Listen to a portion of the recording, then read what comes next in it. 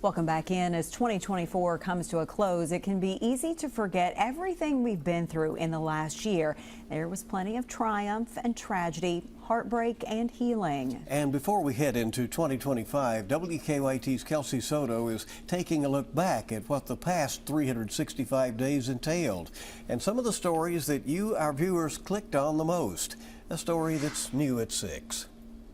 This holiday season looked a lot different for many families, like the Gordons, who lost 2 children and 2 adults in a fire in Casey County back in January. Will I ever get over it? No.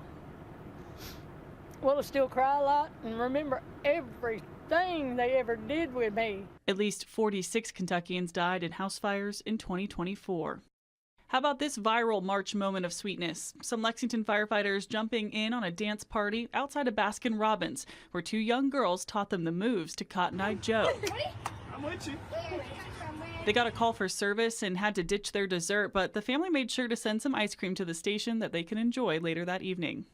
It was a brutal blow for Big Blue Nation. Longtime head basketball coach John Calipari announcing in April he was leaving Kentucky after 15 seasons. For weeks, speculation and rumors swirled. WKYT captured this moment after the decision. Right now, you want to say anything? No, I'm good. I'm good. Come on, Paul. Cal went on to Arkansas, and UK brought home a champion, Mark Pope. Another shock to the sports world came in mid-May when the #1 ranked golfer in the world was arrested in Louisville moments before his tee time. Scotty Scheffler was taken into custody by police during a chaotic situation after a tournament worker had been hit and killed earlier that morning. All charges were later dropped. September kept the Commonwealth in the national spotlight for weeks. 5 people were shot on I-75 in Laurel County, and a massive manhunt ensued. Law enforcement spent 12 days combing the woods looking for 32-year-old Joseph Couch. But it was the discovery of a local bounty hunting couple on a date night that led to the suspect's body. The McCoys were given $35,000 for their effort. That same week, a Kentucky judge was shot and killed in his own chambers, and video appears to show the sheriff pulling the trigger. Letcher County Sheriff Mickey Steins has been charged with the murder of District Court Judge Kevin Mullins. In October, we shared the puzzling story of a family who learned their loved one had woken up just before organ donation surgery. A whistleblower testified before the House Energy and Commerce Committee about a lack of regulation and oversight in the organ procurement industry. 3 crew members aboard an air evac flight died in a helicopter crash in Owen County. Gail Allman, Bethany Aiken, and James Welsh were on their way to pick up a patient when that accident happened. The FAA says the pilot hit a guy wire and the helicopter caught fire after crashing.